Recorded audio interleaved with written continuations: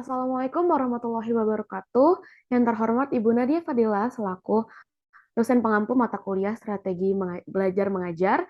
Di sini kami dari kelompok 4 akan mempresentasikan tentang model pembelajaran problem based learning. Sebelumnya perkenalkan, di sini ada anggota kelompok kami. Yang pertama ada saya Yasmin Hidayat, kemudian ada Sherly Novia Febrianti, Chandra Cita Suci, Sabrina Olivia Iskandar, dan Anastia Fitka Wardani. Baik, untuk materi pertama akan dijelaskan oleh Shirley. Kepada Shirley, saya persilahkan. Pembahasan pertama mengenai konsep dan karakteristik problem based learning.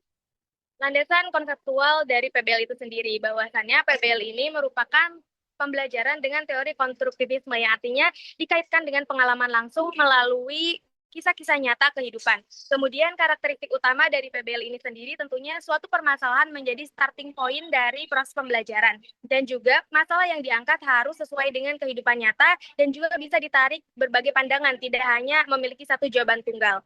Nah, berikutnya peran guru dalam PBL. Tentunya peran strategis guru ini memiliki dua peran. Yang pertama sebagai fasilitator dan yang kedua sebagai coach untuk melatih peserta didik agar bisa berpikir lebih kritis dalam pengembangan mencari solusi dari permasalahan yang diangkat.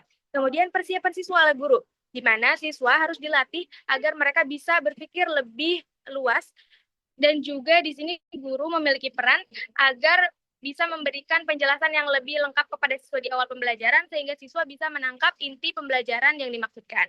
Berikutnya akan disampaikan oleh rekan yang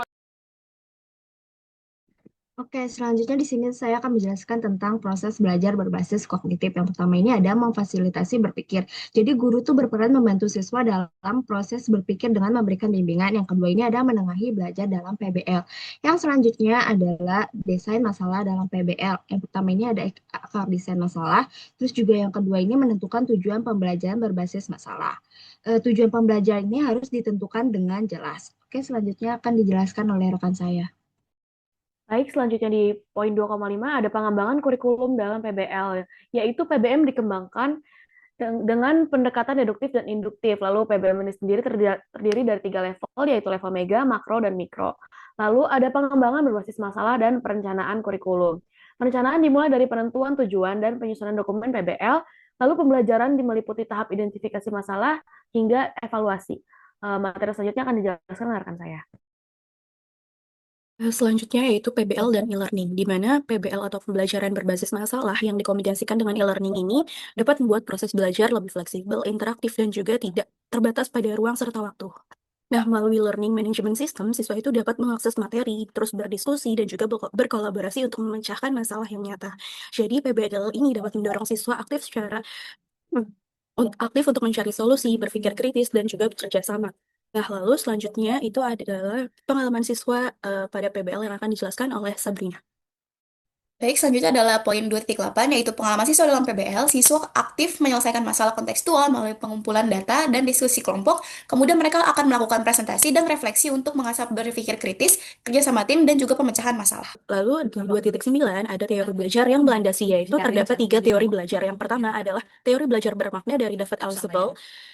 Lalu ada teori belajar Vygotsky dan teori belajar Jerome S. Bernard, di mana yang pertama, David Ausubel itu menekankan bahwa pembelajaran bermakna itu akan terjadi jika dikaitkan dengan pengalaman siswa. Jadi, belajar bermakna jika dikaitkan dengan pengalaman dari para siswanya. Lalu teori belajar Vygotsky, di mana pembelajaran itu terjadi melalui interaksi sosial, diskusi kelompok contohnya. Terus juga, menurut Jerome S. Bernard, pembelajaran PBL ini dapat berkaitan dengan teorinya, yaitu jika siswa belajar melalui penemuan sendiri. Jadi ketiganya ini membuat pembelajaran lebih aktif, kolaboratif, dan juga bermakna. Lalu 2.10 yaitu implementasi pembelajarannya, di mana keberhasilan PBL ini ditentukan oleh kemauan, kesiapan, dan juga kemampuan dalam melakukan penyesuaian terhadap perubahan.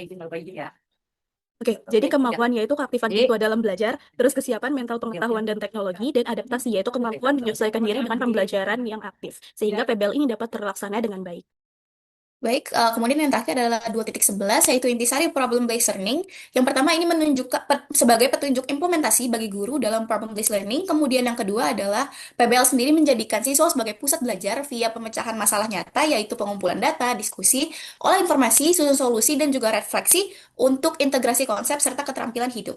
Itu tadi materi kita tentang problem based learning. Jika ada kekurangan, mohon maaf. Wassalamualaikum warahmatullahi wabarakatuh.